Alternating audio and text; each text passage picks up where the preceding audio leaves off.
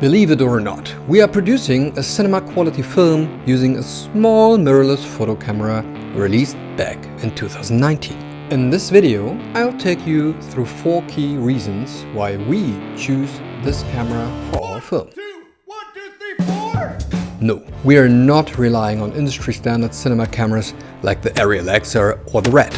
We are sticking with the Panasonic Lumix S1, our trusty companion.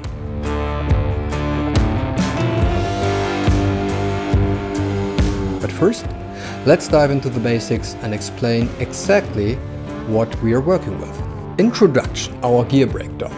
Hi, I'm Felix. I'm standing in the middle of our set, PHILIPP Lahm, we currently work on. Many famous films, Monsters, Cloverfield, the Blair Witch Project, and even recent blockbusters like The Creator used specific cameras that defined their unique look and storytelling or workflow style. Yeah, and we used that camera for various reasons. Not because it was cheap, it was because it's small, and the main thing is it shoots at 12,800 ISO. You can shoot in moonlight, and so that meant suddenly we didn't need giant, massive, bright lights everywhere. We could take like portable LED battery lights and light really fast on the fly and even hold them rather than like put them on stands. Cameras weren't just tools. They shaped the entire creative concept of the film. Our main camera is the Lumix S1, a mirrorless hybrid for both photos and films. Our backup is the Lumix S5, first generation. We also use action cams, smartphones, old DV cameras, or even Red camera on special occasions. So why stick to this setup? Here are 4 reasons for that. Number 1. Ask yourself, before anything else, you need to ask, what does my camera really need to be able to do? Sounds simple? Right, but this crucial question often gets overlooked. You need to seriously think about what features your camera must have to capture the visuals you envision for your film. Then consider how those images will be shown to your audience. Are they watching on a big cinema screen or a smartphone? But it's not just about technical needs. The camera should also help to tell your story.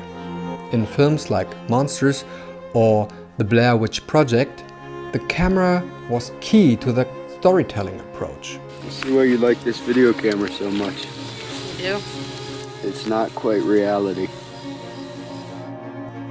For us, even though our film PHILIPP Lahm is more traditional, it's still important to choose the right technology. Some of the key requirements for our camera are no fast-moving action, so rolling shutter isn't a big concern. Lots of indoor spaces, we have very wide-angle scenes, so we need a large sensor with great depth of field. High dynamic range to capture scenes with big contrasts and lighting. Small crew, our camera has to be easy to use for a small team, so just few people can handle all the technical stuff. Number 2, streamlining the workflow. Cinema cameras are designed for big teams. They have lots of ports and require tons of accessories just to make them usable. The controls are set up for multiple people to handle the camera at once.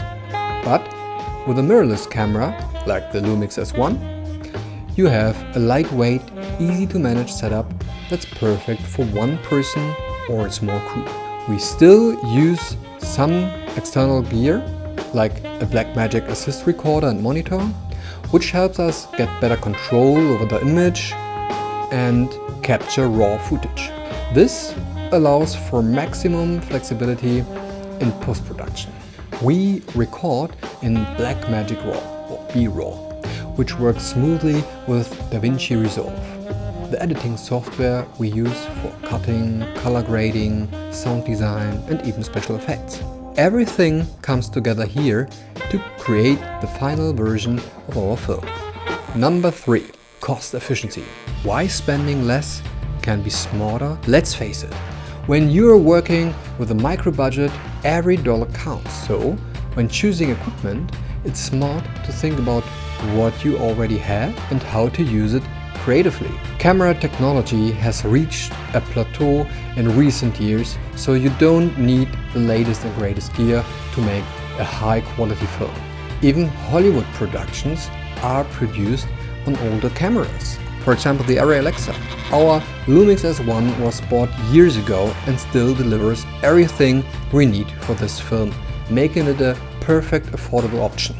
Plus, it's not just the camera itself that adds to that cost. Accessories, lenses, and storage for massive video files can get expensive.